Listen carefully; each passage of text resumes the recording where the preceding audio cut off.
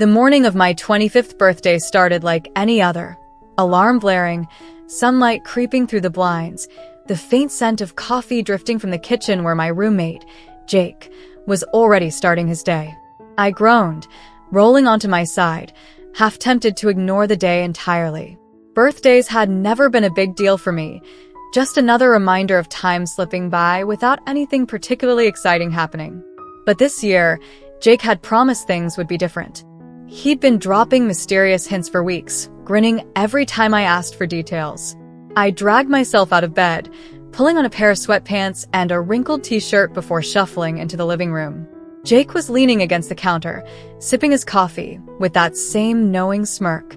"Happy birthday, man," he said, nodding toward a neatly wrapped box on the table. It was small, rectangular, and tied with a delicate silver ribbon. Nothing like the haphazardly taped beer cases he usually gifted. Curious, I picked it up, shaking it lightly. No sound. Jake just watched, amusement dancing in his eyes as I tore open the wrapping. Inside was a sleek black box, and when I lifted the lid, my breath caught. Nestled in velvet was a delicate silver bracelet, its charm a tiny, intricate key. I frowned, turning it over in my hands. Thanks. Jake chuckled. "That's just the first part. Go take a shower. Wear something nice." I wanted to press him for answers, but the glint in his eye told me he wasn't going to spill. So, I did as I was told, showering quickly and throwing on a button-up shirt and jeans, what I assumed he meant by nice. When I stepped back out, Jake was waiting by the door, car keys in hand. Ready. The drive was short but tense, my curiosity gnawing at me as we pulled up to a boutique I'd never noticed before. The sign above the door read velvet and lace in elegant cursive, and the mannequins in the window were dressed in flowing dresses and sharp, tailored suits. Before I could ask, Jake was ushering me inside, the bell above the door chiming softly. The interior was warm and inviting, soft lighting glinting off jewelry displays and racks of clothing in every imaginable style. A woman with a sleek blonde bob and a measuring tape draped around her neck looked up from the counter, smiling. You must be the birthday boy." I shot Jake a look, but he just grinned. "Yep, this is him." The woman, Lena, as she introduced herself, guided me toward a plush chair near a full-length mirror. "We have something special planned for you," she said, her voice smooth and reassuring. Then, before I could react, she produced a blindfold. I stiffened. "What's this for?" Jake clapped me on the shoulder. "Trust me, it'll be more fun if it's a surprise." Hesitantly, I let Lena tie the blindfold over my eyes, the world plunging into darkness. The next hour was a blur of sensations, the whisper of fabric against my skin, the cool touch of makeup brushes, the faint scent of perfume. I heard the occasional murmur between Jake and Lena, the rustle of clothing, the click of heels on hardwood. My pulse thrummed with nervous excitement, unsure what to expect but oddly thrilled by the mystery. Finally, the blindfold was removed and I blinked against the light, my reflection coming into focus. I barely recognized myself. My face was softly contoured, my lips a shade of pink that made them look fuller. My hair, usually a mess of unkempt waves, had been styled into something sleeker, falling just above my shoulders. But it was the dress that stole my breath, a deep emerald green, hugging my torso before flaring out at the waist, the fabric smooth and cool against my skin. A pair of sheer stockings covered my legs, leading down to black heels that added an unfamiliar but not unwelcome height. I stared, speechless, my fingers tracing the neckline of the dress. Jake's grin was triumphant. "Happy birthday," he said again, softer this time. Lena stepped forward, fastening the silver bracelet around my wrist. "Every transformation needs a key," she said with a wink. I didn't know what to say. I should have felt embarrassed, maybe even resistant. This wasn't me, wasn't who I was supposed to be. But as I turned slightly, watching the dress sway with the movement, something inside me shifted. It wasn't just the clothes or the makeup. It was the way they made me feel, graceful, different, like a part of myself I'd never acknowledged was finally being seen. Jake must have noticed the change in my expression because he handed me a small clutch, nodding toward the door. Come on, we've got reservations. The rest of the evening passed in a dream. Walking in heels was harder than I expected, but Jake steadied me, his arm linked with mine as we entered a dimly lit restaurant where the hostess greeted me with a warm, "Good evening, miss." The words sent a shiver down my spine. I had never imagined a birthday like this, never imagined myself like this. But as the night wore on, the initial shock melted into something else, a quiet, exhilarating certainty that this wasn't just a one-time joke or a dare. It was the beginning of something new. And when I blew out the candle on my dessert later that night, my wish was simple: more nights like this. More moments where I could be her. The key around my wrist glinted in the candlelight, and for the first time, I understood what it really unlocked. The days that followed my birthday were a blur of stolen moments, furtive glances in the mirror, the lingering touch of silk against my skin when Jake wasn't home, the way my pulse quickened whenever I caught sight of the bracelet still fastened around my wrist.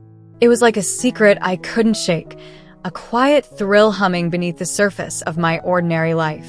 Jake never mentioned that night again, at least not directly. But sometimes, when we were watching TV or cleaning up after dinner, I'd catch him looking at me with that same knowing smirk, as if he could see right through me. As if he knew I had spent the last week replaying every second of that evening in my head, the weight of the dress, the click of my heels, the way strangers had called me miss without hesitation. Then one evening, he tossed a small bag onto the couch beside me. Open it.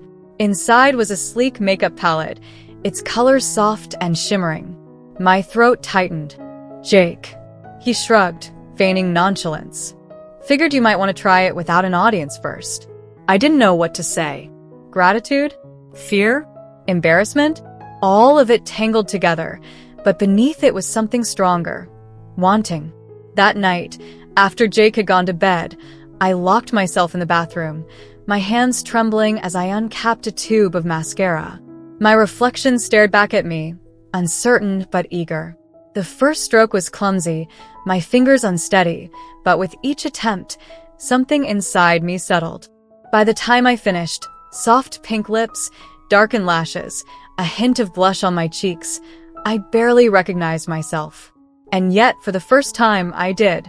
I didn't stop there. Over the next few weeks, I found myself slipping into small experiments. Clear nail polish one day, a borrowed scarf draped loosely around my neck the next. Jake never commented, but I noticed the way he left the apartment more often, giving me space. It was both a relief and a loneliness I hadn't expected. Then, one Saturday morning, I woke to find a note on the kitchen counter. Gone for the weekend. Don't do anything I wouldn't do. Beneath it was a gift card to Velvet and Lace. My heart hammered as I stood there, the implications sinking in. He knew. And more than that, he was giving me permission.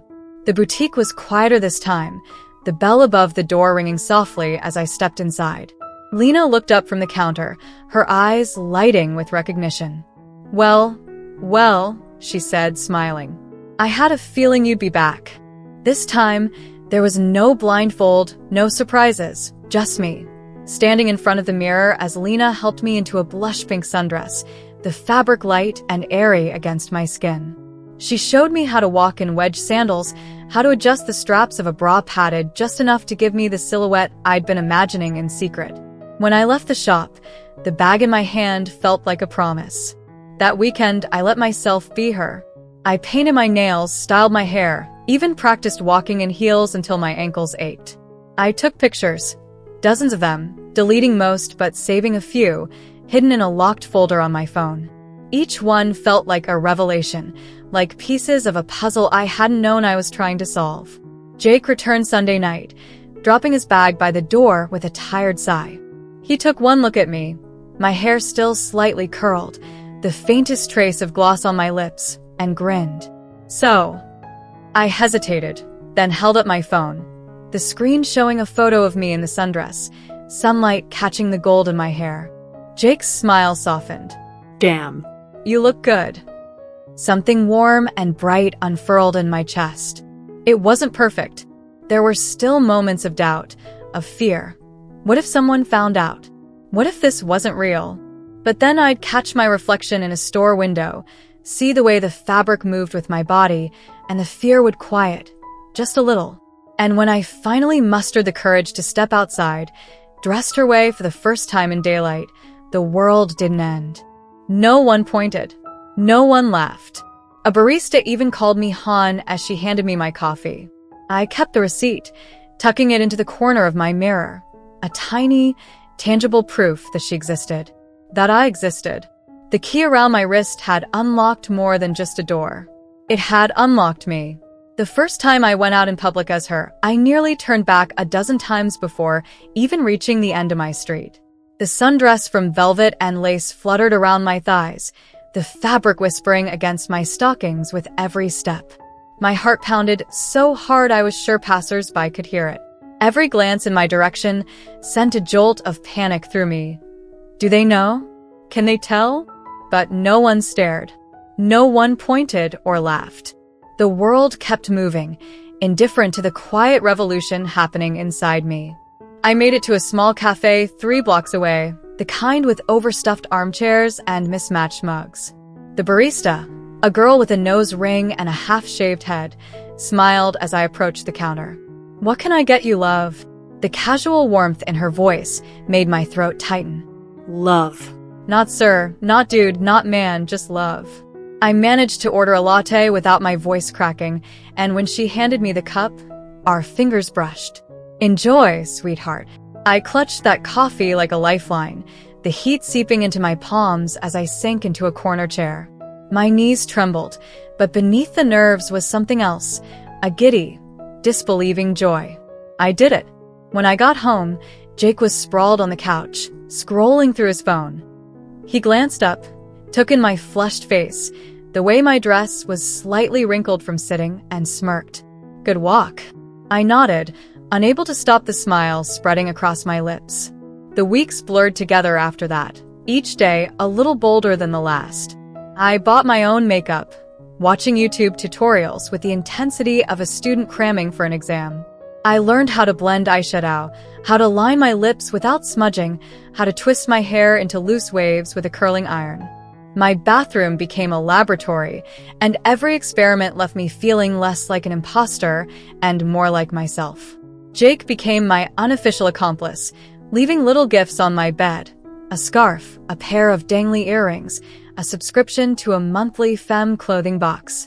Once, he even came home with a shoebox from a thrift store, inside which were a pair of vintage heels, scuffed but perfect. "Saw these and thought of you," he said, like it was nothing.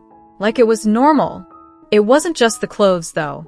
It was the way my posture shifted, the way I moved through space differently, hips swaying just a little, hands gesturing more fluidly. It was the way I started noticing other women, not just with attraction but with a quiet, aching envy. The curve of a collarbone, the dip of a waist, the confidence in a laugh. I want that, I'd think. I want to be that. One evening, I found myself standing in front of my closet, staring at the growing collection of skirts and blouses mingling with my old t-shirts and jeans.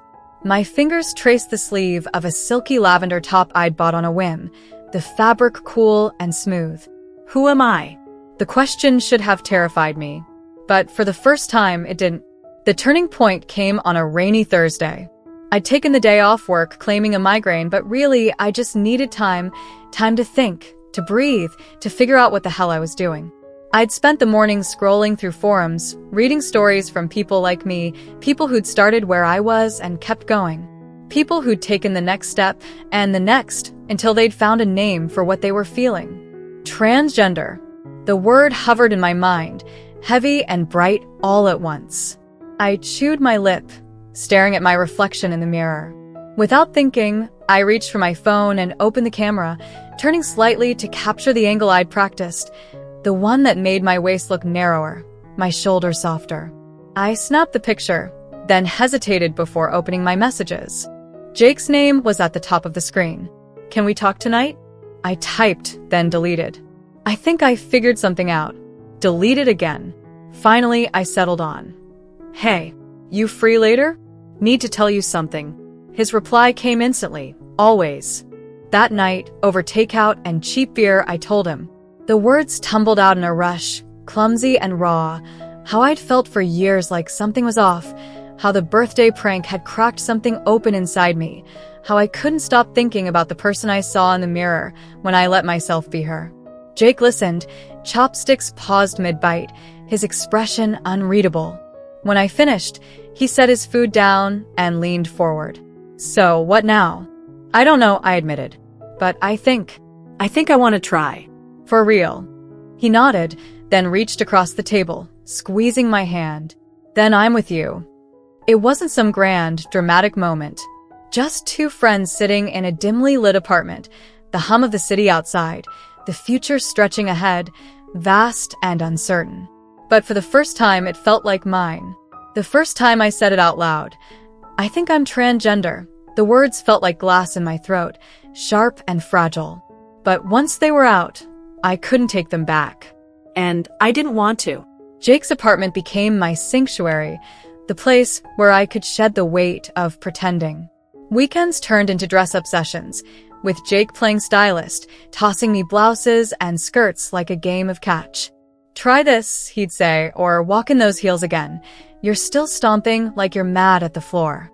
We'd laugh, but beneath the jokes was something deeper, an unspoken understanding that this wasn't just play anymore. This was me learning how to exist in a way that finally felt right. But the real world loomed outside the door. Work was the hardest part.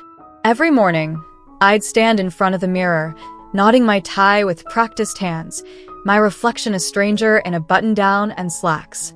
The disconnect was a physical ache, like wearing clothes 2 sizes too small. One evening, after a particularly grueling day, I came home and tore off the tie before the door even shut behind me. Jake took one look at me and wordlessly handed me a glass of wine. You can't keep doing this, he said. I don't have a choice, I muttered. He raised an eyebrow. Bullshit. The idea of coming out at work terrified me.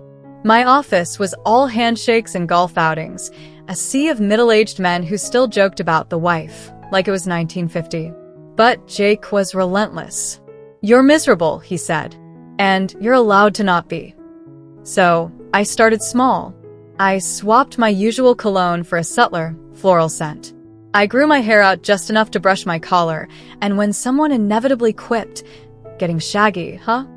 I just smiled and said, "Yeah, I like it."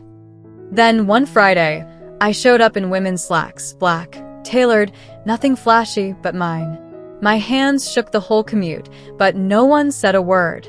Not until Greg from accounting squinted at me in the break room and said, "New pants." I forced a shrug. Yeah. You like them? He took a sip of coffee. Look nice. Slimming. That was it.